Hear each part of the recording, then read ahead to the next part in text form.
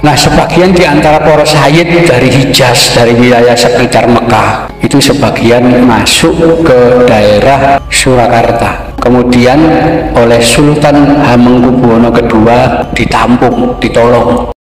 Para sayyid inilah yang nanti ikut peran mendukung pemberontakan Sultan Hamengkubuwono II.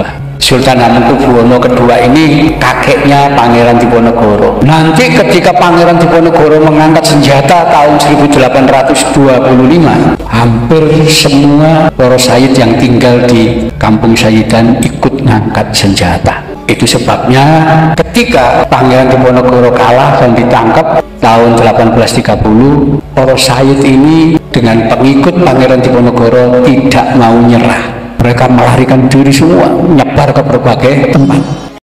Nanti baru tahun 1832, 2 tahun setelah perang Diponegoro, itu didatangkan para habib dari Yaman. Ya, itu belakangan, gak melok perang, langsung datang di sini. Itulah nanti diangkat oleh Belanda jadi kapten Arab, macam-macam. Itu orang-orang yang dari Yaman.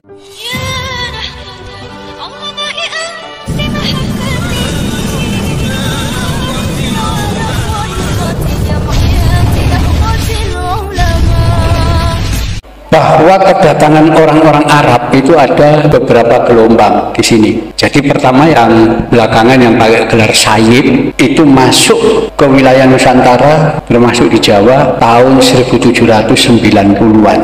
Kenapa? Karena di negeri Arab sedang terjadi pergolakan kaum Wahabi.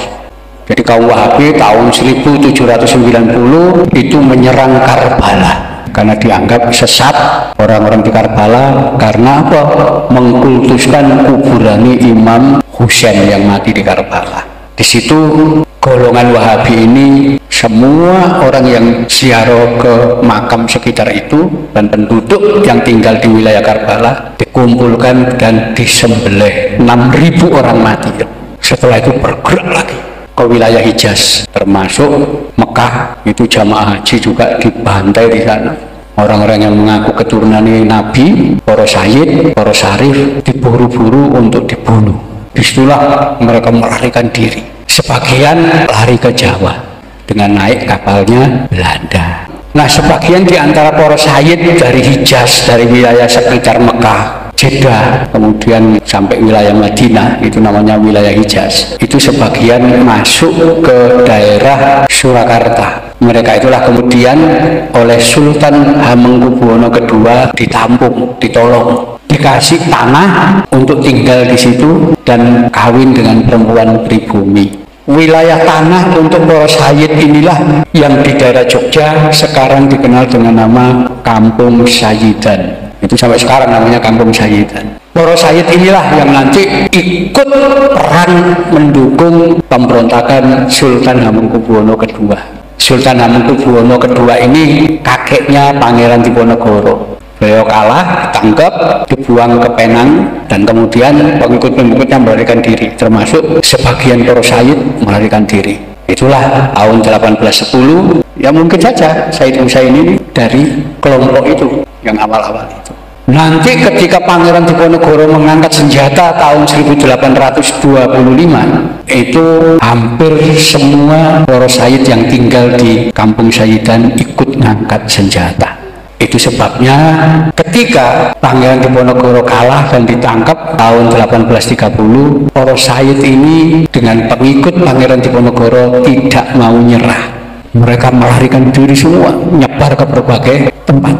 Itulah kita temukan banyak makam-makam para sayyid ini di berbagai wilayah. Itu cirinya para sayyid yang berasal dari wilayah Hijaz. Hijaz itu di daerah Mekah Madinah sana. Nanti baru tahun 1832, 2 tahun setelah perang Diponegoro, itu didatangkan para habib dari Yaman. Itu belakangan, gak melok perang, langsung datang di sini. Itulah nanti diangkat oleh Belanda jadi kapten Arab, macam-macam. Itu orang-orang yang dari Yaman. Jadi gelombang itu.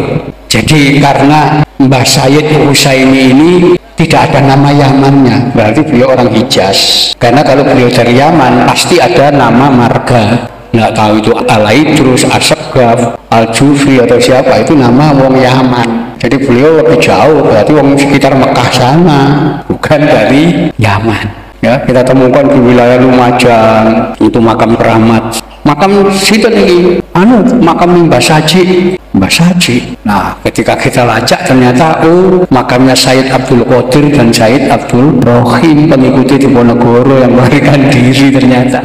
Nama itu ada semua catatan itu. Jadi saya kira itu yang perlu diteliti. Tapi lagi-lagi kita perlu cek ya seberapa tua usia ini.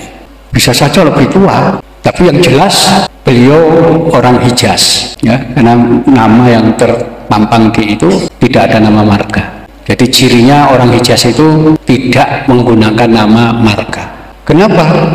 Rasulullah sudah menghapuskan nama marga mulai zaman dulu. Karena itu tidak ada yang menggunakan nama marga. Jadi sebabnya kalau orang masih punya nama marga berarti bukan wong Hijaz, bukan wong Mekah Madinah sana, pasti wong luar. Nggak tahu wong Libanon, nggak tahu wong Yaman, nggak tahu wong ini, pasti masih ada nama marganya. Nah itu sebabnya kiai-kiai di Indonesia itu bergurunya kepada Sayyid dari Hijaz. Salah satunya siapa? Sayyid Maliki Al-Hasani, wong Hijaz, wong Mekah sana.